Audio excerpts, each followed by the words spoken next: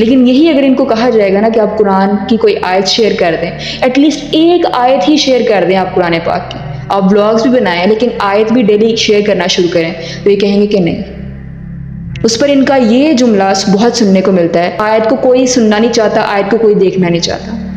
اس کی بہترین مثال ہے کہ فلسطین کا جو معاملہ ہوا ہے، کیسے سارے ایکٹرز، ایکٹریسز، ولاگرز، ہر ایک بندے نے فلسطین کو شیئر کیا ہے، تو کیا لوگوں نے نہیں دیکھا؟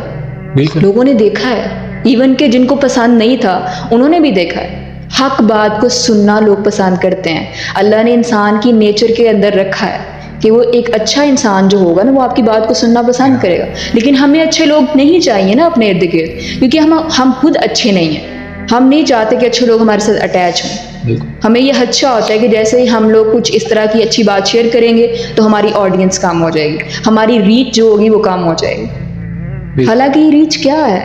یہ سب کچھ یہاں پر ہی رہ جانا ہے۔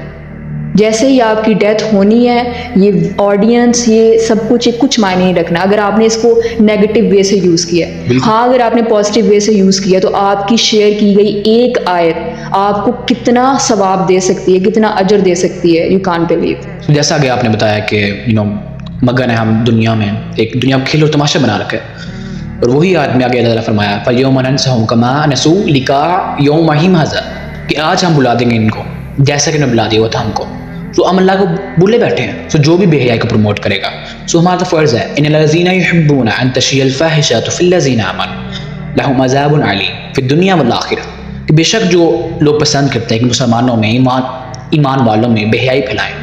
ان کے لیے دردناک عذاب ہے دنیا میں بھی اور آخرت میں۔ اور دیکھیں ایسے لوگوں کی جو پلاننگز ہوتی ہے، اور موسٹلی جو ہمارے مسلمانوں کی پلاننگ ہے جو کہ دین سے دور ہیں، قرآن سے دور ہیں، حدیث سے دور ہیں، ریئل جو ریلیجن ہے اسلام اس سے دور ہیں، وہ یہ سوچتے ہیں کہ میں میٹرک کروں گا، پھر میں پی ایچ ڈی کر لوں گا، میری اسٹڈی کمپلیٹ ہوگی، پھر میری شادی ہوگی، میرے بچے ہوں گے، میں گاڑی لے لوں گا، میرے پاس گھر ہوگا، میرے پاس ہر طرح کی عیاشی ہوگی۔ جب میں ہر طرح کی لگژری کو انجوائے کر لوں گا، ہر طرح کی اپنی ڈیزائرز کو پورا کر لوں گا، تو پھر میں اللہ کی طرف جاؤں گا۔ یعنی کہ جب 2-3 ہفتے رہ جائیں گے نا مرنے میں، یا 1-2 مہینہ رہ جائے گا، تو پھر میں جاؤں گا حج کرنے، حج کروں گا، سارے گناہ معاف ہو جائیں گے، اور پھر میں گھر آ جاؤں گا، اور پھر میں تسبیح پکڑ لوں گا اور بس داڑھی رکھ لوں گا۔ اور لڑکیوں کا بھی یہی سین ہے، لڑکیوں کی بھی یہی خواہش ہوتی ہے کہ پہلے تمام لگژریز کو میں انجوائے کر لوں اور پھر میں جاؤں گی اللہ کے راستے پر، پھر میں پردہ کرنا سٹارٹ کروں گی، پھر میں دیکھوں گی محرم اور نامحرم کا فرق، پہلے میں اپنی ساری ڈیزائرز کو پورا کر لوں۔ جب اینڈ ہوگا لائف کا، پھر ہم اللہ کی طرف جائیں گے، اللہ تعالیٰ فوراً ہماری توبہ قبول کر لیں گے، اور ہماری موت بھی بہت آسانی سے آئے گی۔ فرشتے ہمیں لے کے جائیں گے کہ آئیے میڈم، آئیے سر، جنت تو ہم نے آپ کے لیے ہی بنائی ہے، ہم تو آپ کا انتظار کر رہے ہیں۔ یعنی کہ آپ جب سوچ کے اس طرح کی پلاننگ کر رہے ہیں تو کیا اللہ تعالیٰ آپ کی توبہ قبول کریں گے؟ اللہ تعالیٰ تو کہتا ہے کہ وہ گناہ جو آپ نے انجانے میں کر دی، یعنی کہ آپ کو پتہ نہیں تھا، پھر آپ کو بعد میں پتہ چلا، اور پھر آپ توبہ کرتے ہیں کہ آئندہ میں نہیں کروں گا، اپنی پوری کوشش کروں گا، اپنی پوری کوشش کروں گی، وہ اللہ کہتا ہے کہ میں معاف کروں۔ یہ گناہ جو پلاننگ کے ساتھ ہو، کہ آپ پوری 60-70 سال کی پلاننگ کر رہے ہیں کہ میں یہ کروں گا اور پھر میں جاؤں گا اللہ کی طرف، نہیں، اللہ کو آپ نے اتنا کم سمجھا ہوا ہے، نعوذ باللہ، کہ آپ اللہ کو یہ ویلیو دے رہے ہیں کہ آپ کی دنیا پہلے ہوگی، آپ کی ڈیزائرز پہلے ہوں گی، آپ کی سیلف سیٹسفیکشن پہلے ہوگی، دنیا پہلے ہوگی، دنیا کے رشتہ دار پہلے ہوں گے، پھر آئے گا بعد میں اللہ،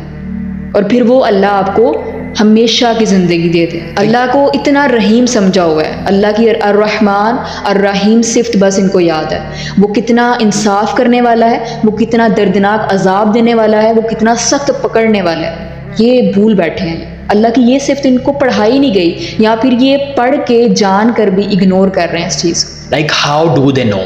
کہ ان کو موت سے پہلے توبہ کرنے کی توفیق ملے گی؟ نہیں، کسی کو پتہ نہیں ہے نا۔ یہ ہونا کہ ہم نے اسرائیل سے اپوائنٹمنٹ لی پوری کہ بھائی تم نے اس وقت ہی آنا ہے، اس سے پہلے تم نے آنا نہیں ہے، میں توبہ کروں گا، سب کچھ انجوائے کروں گا، پھر تم نے آنا ہے۔ لائک ایسا نہیں ہوتا، لائک موت تو اللہ کے ہاتھ میں۔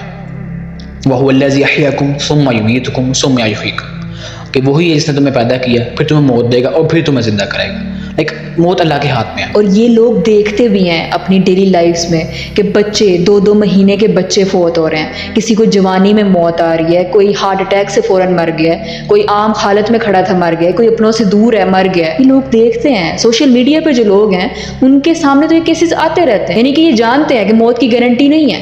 لیکن پھر بھی غافل ہے. دیکھو جب یقین کی کمی ہو اس لیے اللہ تعالیٰ نے فرمایا یا ایھا الذین آمنوا آمنوا کہ اے ایمان والو ایمان تو لے کے آؤ پہلے. لائک زبان سے تو اقرار کرے لیکن دل سے تسلیم کرنا ضروری ہے, اس میں ثابت قدم رہنا ضروری ہے کہ یا ایھا الذین آمنوا آمنوا ایمان تو لے کے آؤ. بالکل ایسے ہی کہ ہم نے مسلمان کا لیبل تو لگا لیے, کلمہ تو ہم نے پڑھ لیا, یعنی ہم نے ایڈمیشن تو لے لیا کہ ہاں میں اللہ کو مانتا ہوں, میں نے اقرار کیا, لیکن جو پریکٹیکل کر کے دکھانا تھا اللہ کی ماننی تھی, اس پر آپ زیرو ہو گئے.